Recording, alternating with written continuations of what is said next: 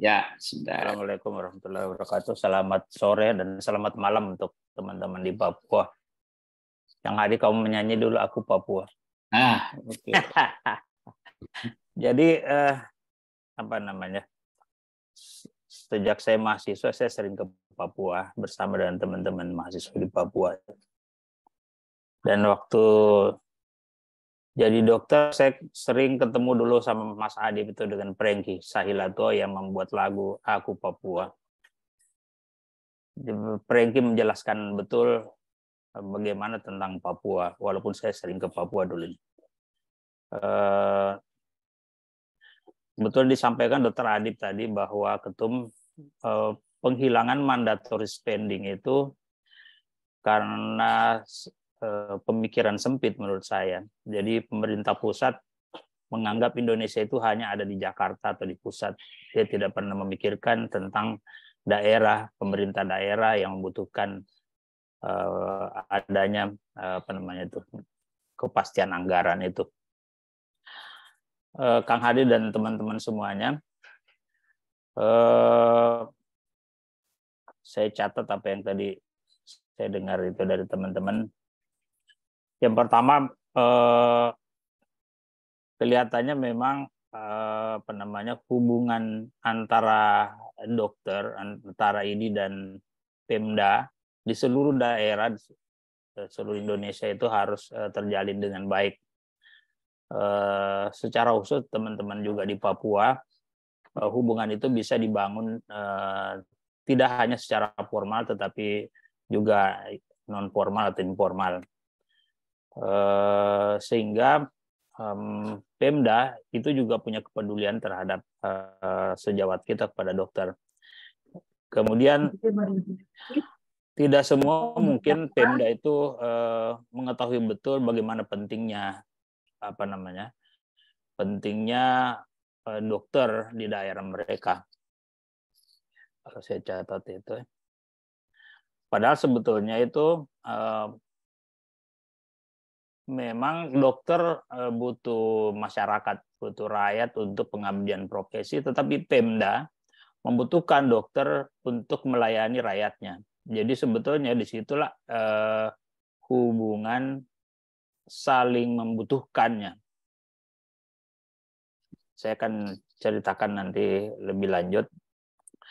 Kemudian soal dokter dan dokter spesialis yang mungkin perlu Pemda tahu betul bahwa dokter itu juga manusia. Dokter itu punya keluarga, punya istri, punya anak, manusia juga. Bukan bukan makhluk halus, bukan jin atau malaikat yang tidak membutuh kebutuhan material. Dokter itu punya cita-cita, punya harapan masa depan, dan harapan masa depan itu tentu dapat dicapai dengan kebutuhan, dengan keberadaan biaya atau finansial. Karena itu Pemda mestinya juga mungkin dia mengerti, mungkin Pemda mengerti, semua Pemda mengerti, tapi suka lupa atau suka mengabaikan bahwa dokter itu juga butuh biaya. Selanjutnya soal teman-teman menyampaikan tuntutan, demo atau setengah mogok, itu hal yang sangat manusiawi. Bahkan demikian baiknya teman-teman Papua yang saya baca di yang Kang Hadi sampaikan di berita itu, karena pemotongan walaupun bukan gaji ya, tapi itu tunjangan, tapi itu kan sangat membantu. Saya kenal teman-teman di Papua karena tadi dokter menyampaikan bahwa monoyoliditas hanya praktek di situ.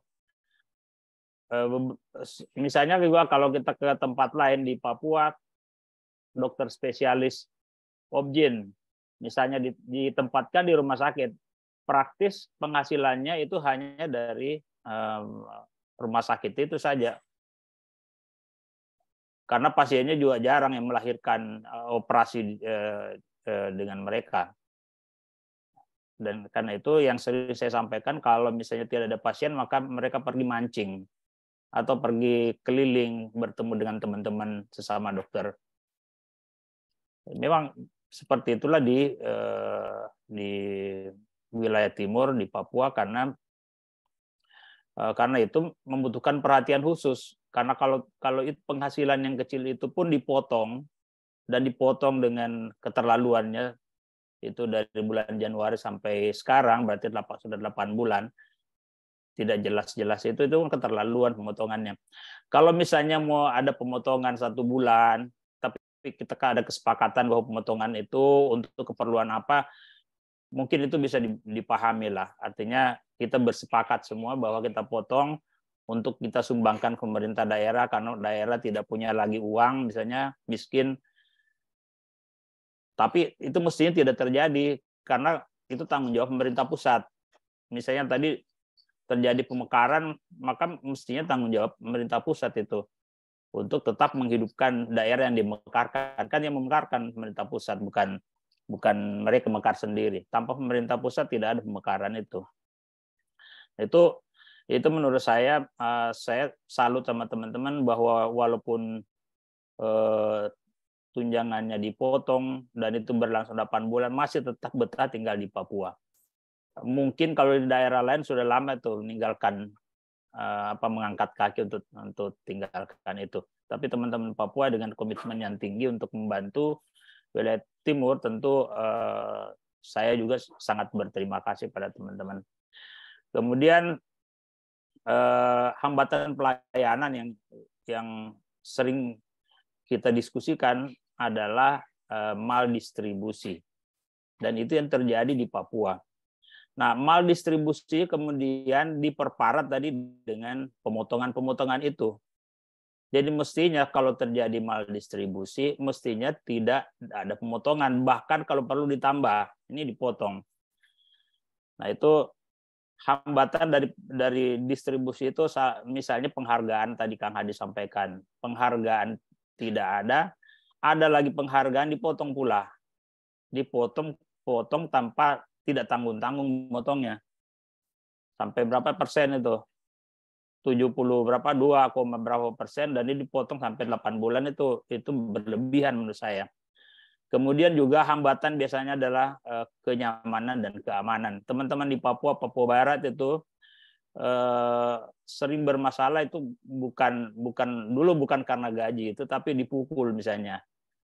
Karena itu untungnya misalnya kalau kita melapor ke Menteri Kesehatan, kemudian ke Depdagri, ke Menkokesar, ketika itu mereka membantu kita untuk mengkomunikasikan bahwa kalau misalnya dokternya masih mau tetap tinggal di sana, artinya dijamin keamanan dan kenyamanannya. Tetapi kalau mau pindah, maka dokter itu dibolehkan pindah kemana saja, dan kemudian pemerintah pusat untuk mengusahakan untuk ada dokter baru. Nah, persoalan kalau banyak kayak gini, berapa puluhan orang kan susah mendatangkan sebanyak itu dokter untuk bertugas di daerah Papua.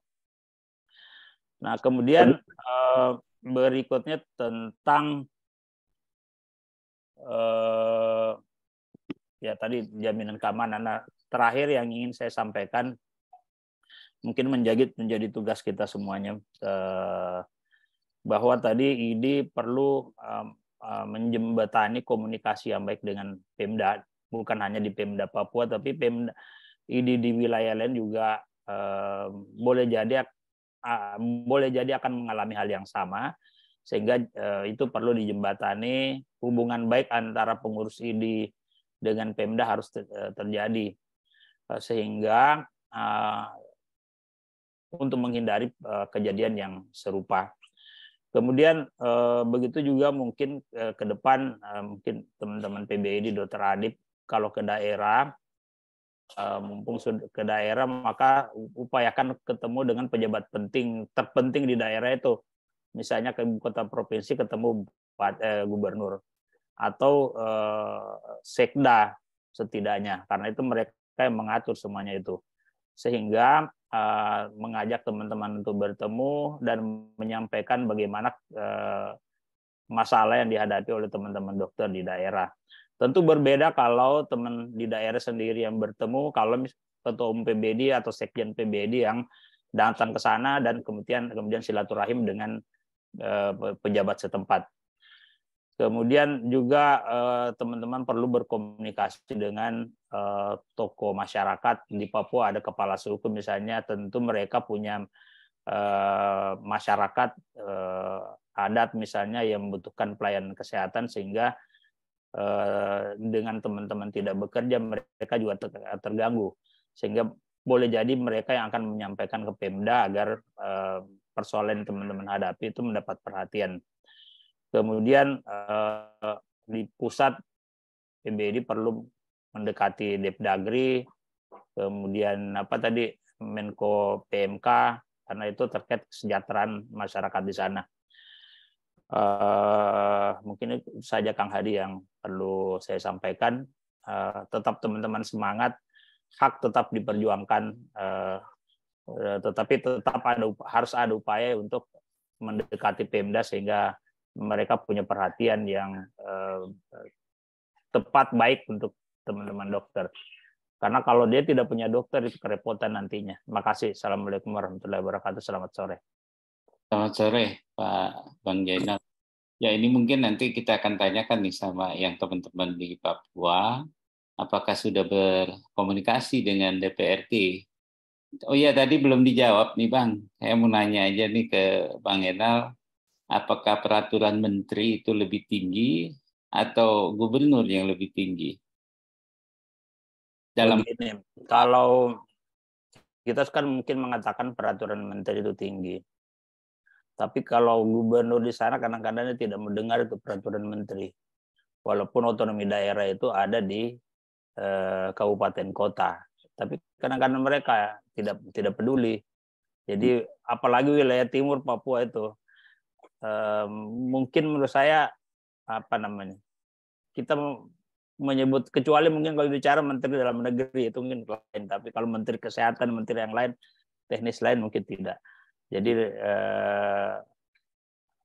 mungkin pendekatan personal juga penting bagi teman-teman di sana supaya tidak semua harus didekati dengan hukum ya.